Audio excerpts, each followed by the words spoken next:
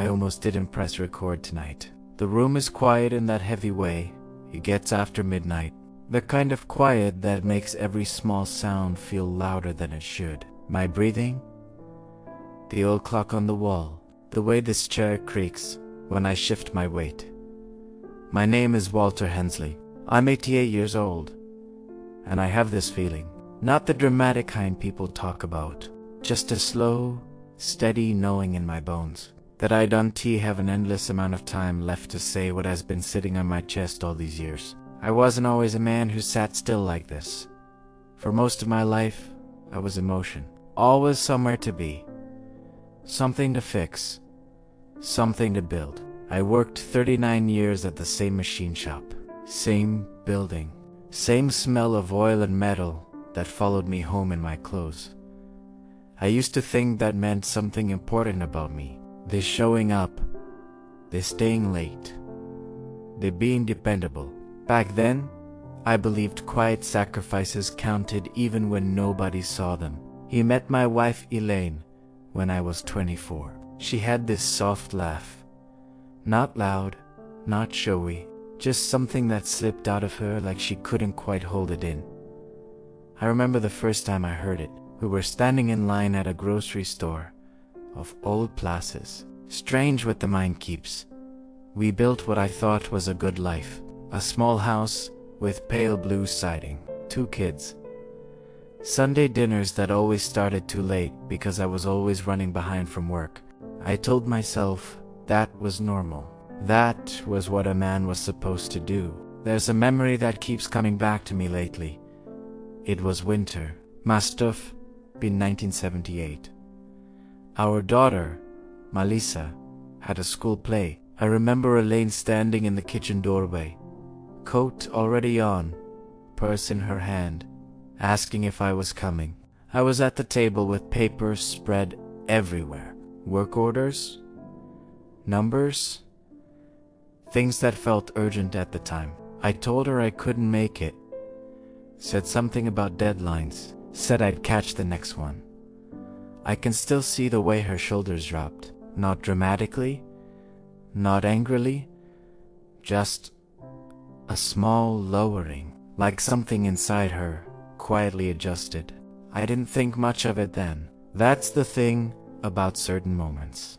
They don't announce themselves while you're living them. They don't tap you on the shoulder and say, "This one matters. Pay attention, Tehu's pass." Years went by the way they tend to do. Fast in the middle, faster at the end. The kids grew up. The house got quieter. Elaine stopped asking me to come to things after a while. I told myself it was because the children were older now. Independent, busy with their own lives. It took me longer than I like to admit to understand what had really happened. The night it finally settled into me was ordinary. That's what makes it hard to forget.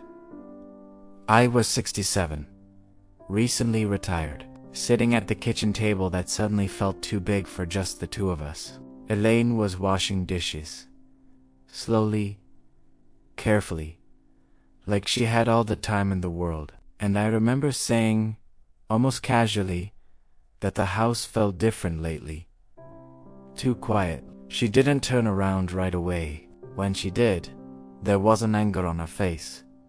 That would have been easier to carry. Anger has heat, movement.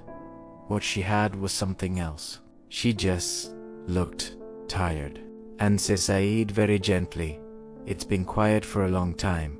Walter, you're just home to hear it now." I didn't know what to say back then. I wish I could tell you I understood right away, that something inside me cracked open in that moment. But the truth is, it took years. Understanding came the slow way, in small, uncomfortable pieces. It came when Melissa stopped calling as often. Not out of cruelty. Just life, distance, a certain careful politeness in her voice that hadn't been there when she was young. It came the first time I realized Elaine had stopped reaching for my hand in the grocery store without me noticing when it happened. It came sitting alone in the living room after she passed, noticing how many evenings I had traded away for things I can't even remember now. Work orders, deadlines, Important things that turned out not to be very important at all. I used to believe time waited patiently, that there would always be another school play, another dinner, another quiet moment to make things feel right again. But time doesn't really work that way. It doesn't slam doors. It doesn't warn you. It just keeps moving. And one day you look up and realize certain small chances have already come and gone. I am not telling you this because I think there is some neat lesson tied up in it. Life has never been that tidy in my experience.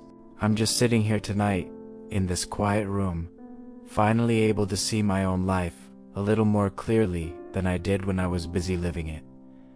If you've listened this far, thank you for keeping an old man company. You don't have to say anything.